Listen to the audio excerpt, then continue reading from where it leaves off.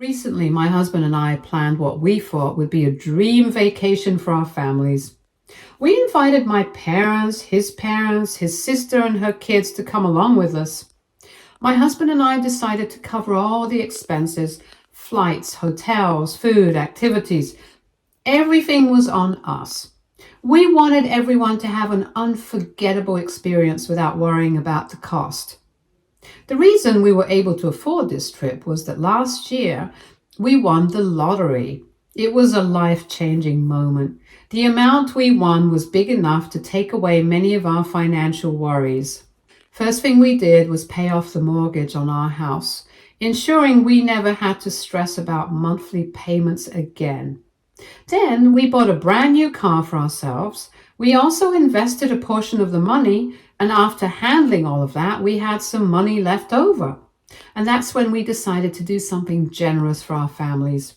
The thing is, our families have somewhat hinted that they would love for us to treat them to a vacation, since we now had the means to do so. Hence, we booked this vacation where we imagined this trip being full of laughter, relaxation, and quality time together, something that would bring us even closer. But instead of a joyful getaway, it turned into an absolute disaster. And the reason for that was my mother-in-law. From the moment we landed at the airport, my mother-in-law began her non-stop complaints about the humidity of the city. Now, I understand that heat and humidity can be uncomfortable, but we were on a tropical vacation. Of course it was going to be warm. She knew exactly where we were going and what kind of weather to expect, but that didn't stop her from complaining. She kept commenting about how sticky and uncomfortable she felt, how the air was too thick, and how she could barely breathe. It didn't matter that the rest of us were excited and trying to enjoy the experience. Every step of the way, from waiting for our luggage to getting through customs to driving to the resort, her complaints just kept coming. By the time we arrived at the resort, I was already feeling exhausted from hearing her constant whining, but I kept my mouth shut and stayed calm. My husband and I had booked, both my in-laws and my parents, the best of the oceanfront rooms available in the resort, complete with a breathtaking view, a spacious layout, and even a private pool. It was the kind of place most people dream about staying in.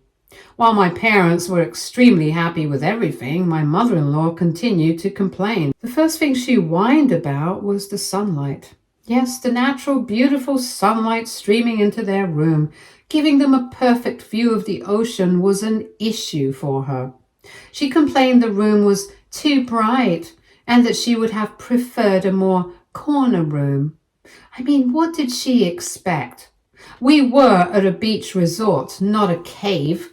There were blackout curtains if she wanted to block the sun, but instead of simply closing them, mother-in-law just kept going on about how annoying all the sunlight was. Then came her issue with the private pool, a feature that most people would be thrilled to have. A luxurious, relaxing pool attached to their room somehow became another source of frustration for her. She kept insisting that she didn't want water coming into the room and would have preferred a room without a pool beside it. Father-in-law, on the other hand, tried to pacify her as best he could. He assured her that he would make sure that the curtains in the room would stay closed at all times, and he would not bring any pool water into the room. However, my mother-in-law turned to my husband and yelled at him for not booking a better room for them when it's literally the best room in the resort. By this time, I already had a headache due to her complaints, so I let my husband handle her and left to meet my parents. Thankfully, they had no complaints whatsoever, like my mother-in-law. They were genuinely grateful just to be there. My mom hasn't had a lot of vacations, so it was cute to watch her take selfies everywhere excitedly. After lunch, we all agreed that the best way to spend the afternoon was at the beach. The sun, the waves, and the fresh ocean air. It was the perfect setting to relax and have fun. But of course, my mother-in-law flat out refused to go with us, saying it was still too sunny and that she might get mosquito bites. Instead of arguing, my husband and I decided it wasn't worth the effort. If she wanted to stay behind, fine. So the rest of us headed to the beach, and it was absolutely amazing. We swam, played in the sand with the kids, and just enjoyed being in the moment. By the time we were done, we were all starving. Instead of heading straight back to the resort, we decided to grab dinner at a nice restaurant nearby. We even made sure to buy some takeout for my mother-in-law since she had stayed behind. But when we returned to the hotel, mother-in-law was fuming. She was absolutely livid at my father-in-law and my husband because we didn't take her out to dinner. Mind you, this was the same woman who had chosen to stay behind when we went to the beach. She never once mentioned wanting to go out for dinner, yet now she was acting like we had purposely abandoned her. My husband, trying to calm her down, offered her the food we had bought for her, thinking that would smooth things over. But she turned up her nose and snapped at him that she had already eaten at the hotel alone and didn't want his pity food. The next morning we had an exciting day planned, a private cruise just for our family. It was something I had been looking forward to from the moment we booked the trip. No crowds, no interruptions, just us enjoying the open sea, soaking in the sun, and making unforgettable memories. It was supposed to be one of the highlights of the vacation. As we were getting ready to leave, I happened to notice my mother-in-law wearing her most prized possession, an expensive pair of diamond earrings. These weren't just any earrings, they were a special anniversary gift that she had proudly flaunted for years. She loved to talk about how valuable they were and how much sentimental worth they held. Now, knowing my mother-in-law and her tendency to be forgetful and careless with her belongings, I immediately felt uneasy. We were about to spend the entire day on a boat out on the water. The last thing I wanted was for her to accidentally lose one or both of those earrings, only to have it become another major issue. So in the most polite and gentle way possible, I suggested that she either leave them in the hotel's secure locker or at the very least be extra careful with them. But mother-in-law completely brushed me off. She rolled her eyes and with a tone full of annoyance told me that I was overthinking things and that she isn't a child who needs to be reminded about how to take care of her own belongings. So I let it go. We hadn't even made it halfway through the cruise when suddenly mother-in-law let out a loud scream. My husband and I rushed over, concerned, asking what was wrong. She was frantically searching through her purse, looking absolutely distressed. Her breathing was heavy, her hands were shaking, and she looked like she was on the verge of a meltdown. She told us that she had lost both of her diamond earrings. I felt my stomach drop. I knew this was going to happen. I knew it. Trying to calm her down, we asked her to retrace her steps, and she told us that during the cruise, she had started feeling hot and tired, so she decided to take off her earrings and toss them into her purse. Now, when she wanted to wear them back, the earrings were nowhere to be found. I had literally warned her about this before we left, and yet here we were, dealing with a crisis that could have been avoided entirely if she had just listened. My husband and I, along with my parents, started helping her search. We checked her purse, her seat, the floor, even nearby areas of the boat, hoping that maybe they had fallen somewhere visible. But deep down, I had a terrible feeling. We were in the middle of the ocean. If one or both earrings had slipped out at the wrong moment, they were gone forever. Mother-in-law, however, was in full-blown meltdown mode, muttering about how this was a disaster and how those earrings were priceless.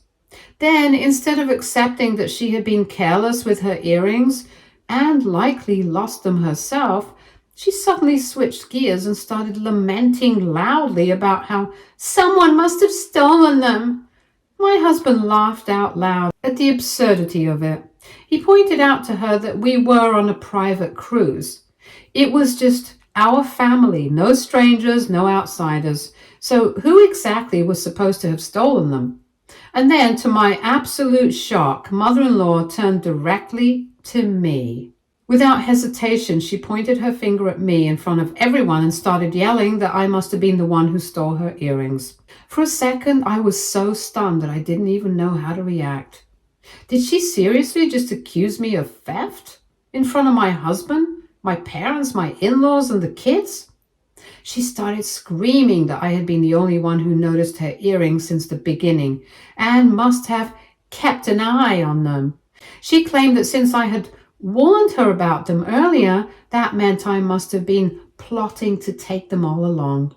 She argued that I must have seen her put them in her purse and later stolen them. My husband and I exchanged a glance, both of us completely amused and taken aback at how ridiculous this was getting. Taking a deep breath, I kept my voice calm and firm. Listen, the only reason I even brought up your earrings earlier was out of concern. I would never steal your earrings. I looked her straight in the eye and asked, what would I possibly gain from taking them? I can buy my own jewelry if I want to. I mean, seriously, my husband and I had just taken both our families on an all-expenses-paid luxury vacation. We had cleared our mortgage, bought a new car, and had plenty of financial security. Why on earth would I need her used-up earrings? She clearly needed someone to blame, and since I had been the one to warn her in the first place, I became the scapegoat. With a condescending scoff, mother-in-law sneered at me and spat out, "Oh, spare me. You and your pathetic parents have no money. Yeah, you might have lucked out now with some lottery money you won with my son, but don't forget where you come from. My husband and children would never steal from me. So that leaves you and your low-class parents. And since you're the newest member of this family, I don't trust you one bit." I was taken aback by her hostility. I couldn't believe that she had dragged my parents into it. My parents, who had never done anything to deserve this kind of disrespect. My parents, who had raised me with hard work, had never asked for a single thing from her or her family. The same parents who had supported me every step of my life and never once looked down on anyone, regardless of their financial status. Until that moment, I was trying to calm her down because I figured she was just panicking and lashing out. But this was unacceptable. My blood boiled as I yelled back at her. "You can insult me all you want, but you do not get to bring my parents into this. My family has done nothing but treat you with respect, and I won't tolerate you speaking about them that way." My mother-in-law then lunged at me and grabbed my purse without warning. She actually had the audacity to snatch my bag right off me and start digging through it like a mad woman. My husband lost it. He yelled at her to stop, his voice booming with fury. But I placed a hand on his arm, silently telling him to hold back. I had nothing to hide. If she wanted to humiliate herself in front of everyone, then so be it. Mother-in-law ripped through my purse like she expected diamonds to come flying out. But of course she found nothing, no trace of her precious earrings. With wild, desperate eyes, she then lunged at my mother's purse. My mother screamed at her, her voice shaking with rage, demanding that mother-in-law give her purse back immediately, as she had no right to go through our personal belongings. My husband, who was already on edge, snatched my mother's bag out of mother-in-law's hands and stepped between them, physically blocking her. "Back off, Mom. You've lost your mind," he snapped. My parents' faces were red with embarrassment and fury. Father-in-law looked like he could just disappear in embarrassment. At this point, mother-in-law had completely lost it. She started screaming at the captain of the cruise, demanding that he turn the boat around immediately and take her back to the mainland, because she wanted to call the police and have me and my parents arrested. She kept shrieking without any proof whatsoever that we were little thieves who had plotted together to take them from her. She ranted about how she was going to punish us for daring to steal from her. At that moment, I swear if it weren't illegal, I would have shoved her off the boat myself. Father-in-law tried to calm mother-in-law down, but she wasn't hearing any of it. My husband immediately stood up for me and my parents, firmly stating that we would never do something like that. With a sharp edge to his voice, he added, "Mom, if you're really that desperate over a pair of lost earrings, I'll buy you an even better, more expensive pair, just so you can stop making baseless accusations." Mother-in-law crossed her arms, her face twisting in anger, and argued that her earrings were special anniversary gifts from father-in-law and therefore were irreplaceable. She snapped, "I don't want new ones. I want my earrings back." At this point, I was convinced she wasn't actually upset about the earrings anymore. She was just upset about losing. She had thrown such a massive tantrum that backing down now would mean admitting she was wrong. And mother-in-law never admitted she was wrong. She continued demanding that the captain turn the boat around even though none of us wanted to go back. She angrily said, "Well, if you all really didn't steal anything, then you should have no issues with me filing a police complaint about my stolen earrings."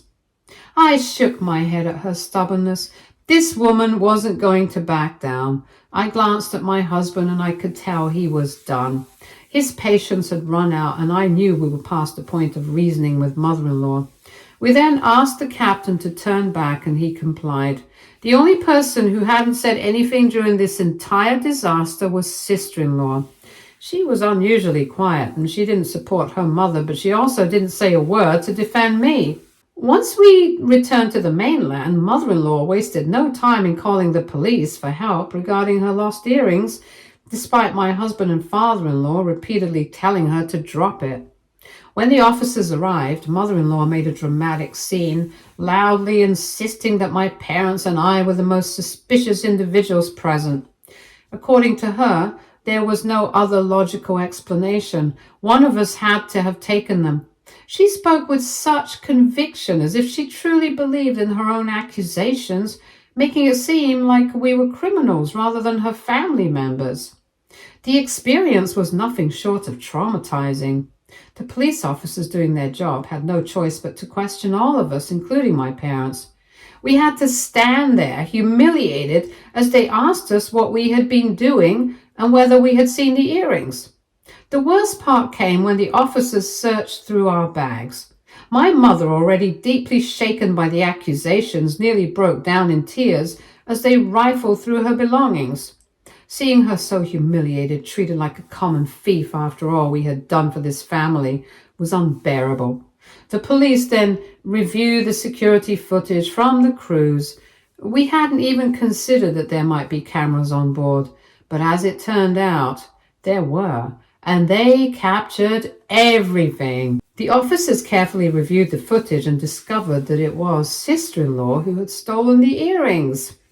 The footage clearly showed her taking them and slipping them into her purse when no one was looking. There was no mistaking it. It was all right there, caught on camera. The moment the police turned towards her, mother-in-law's expression changed completely. Her mouth hung open in utter shock, as if she couldn't believe what she was seeing. The woman who had spent hours accusing me and my parents now stood frozen, speechless. The officers immediately searched sister-in-law's bag, and sure enough, there they were. Mother-in-law's missing diamond earrings sitting inside her purse. Sister-in-law's face turned a deep shade of red as she stammered, struggling to come up with an excuse. She opened and closed her mouth several times, but no words came out. She was caught, and she knew it. Sister-in-law hastily claimed that perhaps one of her children had mistakenly placed the earrings inside her purse. But the police were firm. They had seen the footage and it was crystal clear. Sister-in-law herself had taken the earrings from mother-in-law and put them into her own bag.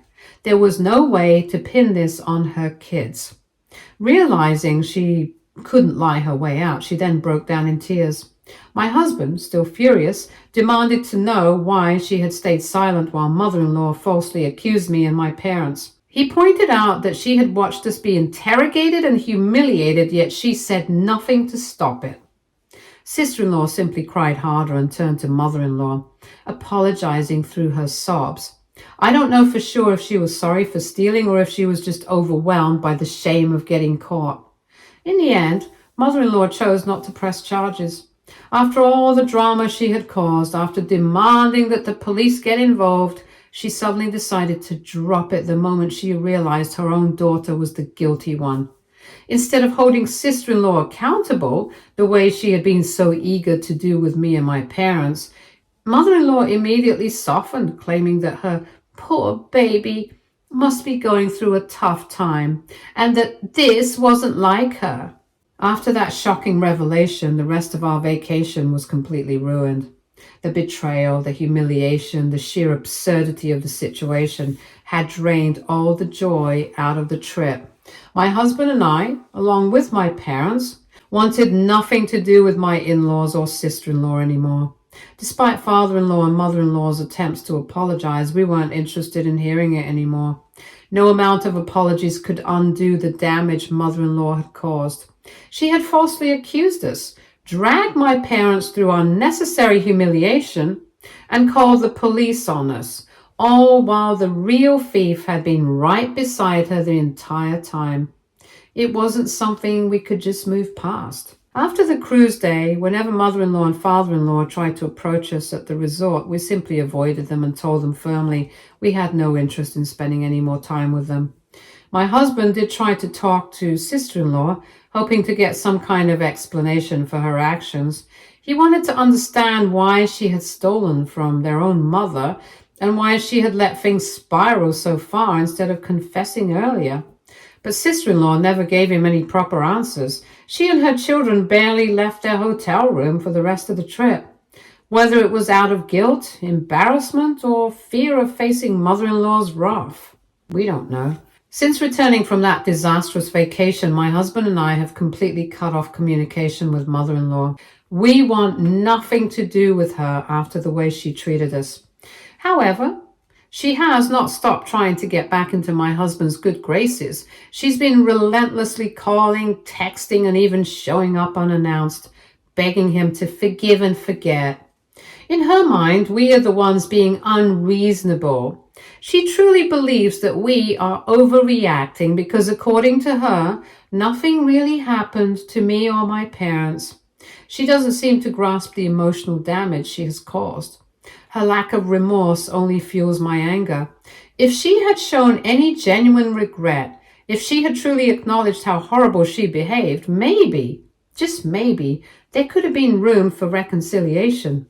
But instead, she continues to act like she's the victim, like we're the ones punishing her unfairly.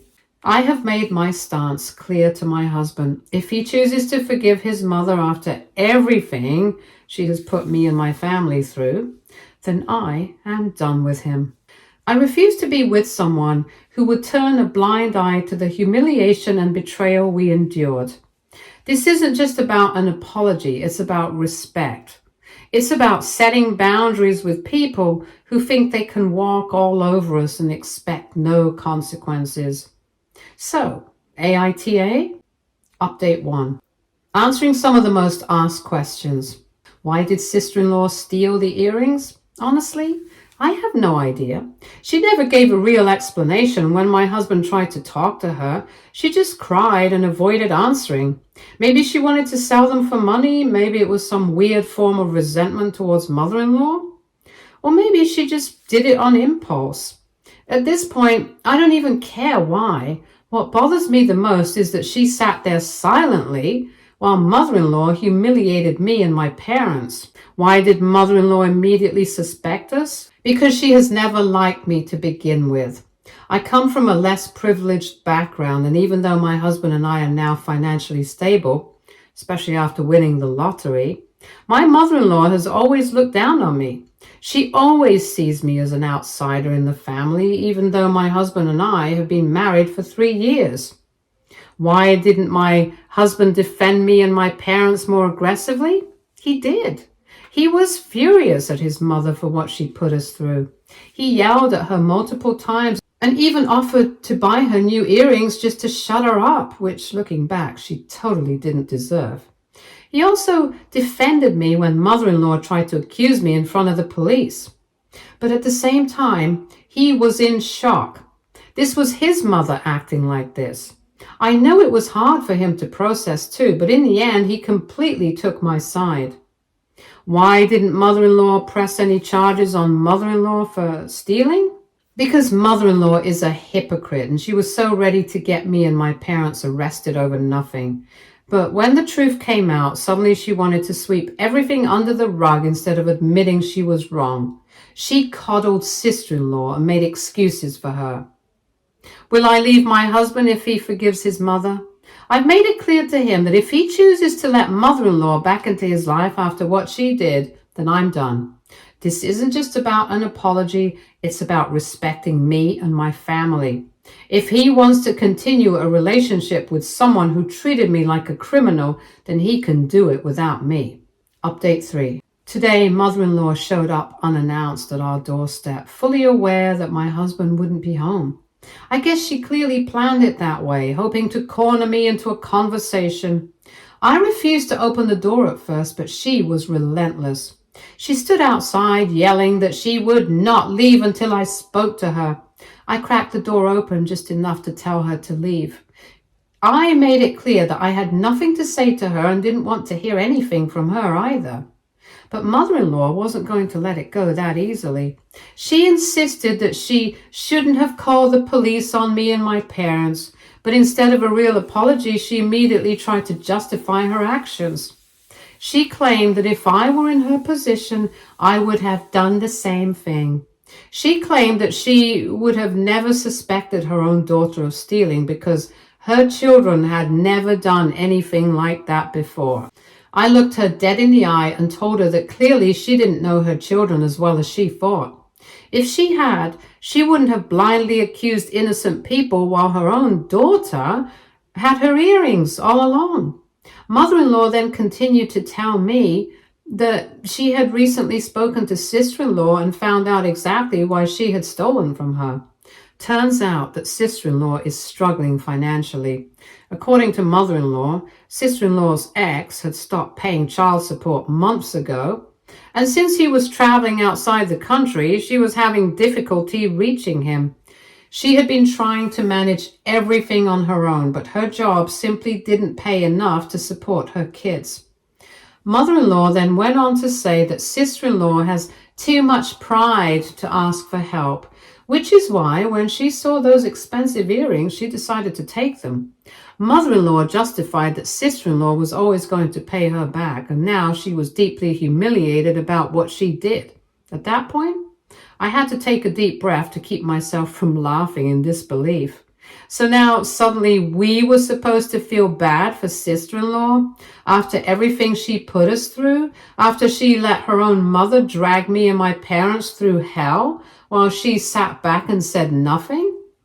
Mother-in-law then switched tactics and told me that I needed to let go of what had happened during our vacation and move on from the incident.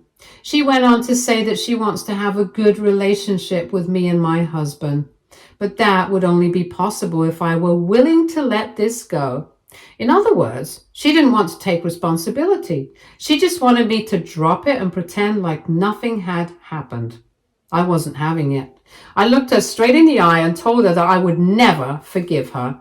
Not only had she never actually apologized, not to me, not to my parents, but even if she did now, it was already too late. The damage had been done. The way she humiliated me and my family, and the way she doubled down on her accusations, the way she completely dismissed our feelings afterwards, it wasn't something I could just get over.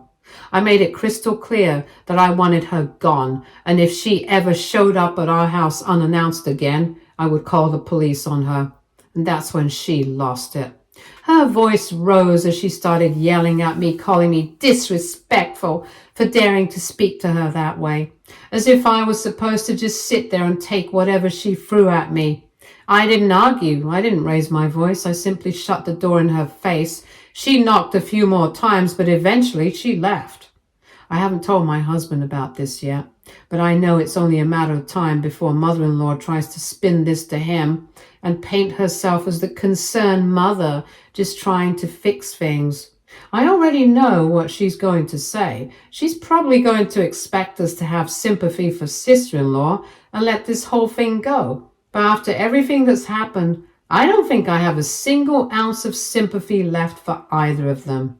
Update 3. It's been almost a month and a half since that last encounter I had with mother-in-law. And despite my husband and me cutting her off completely after that, she has refused to leave us alone.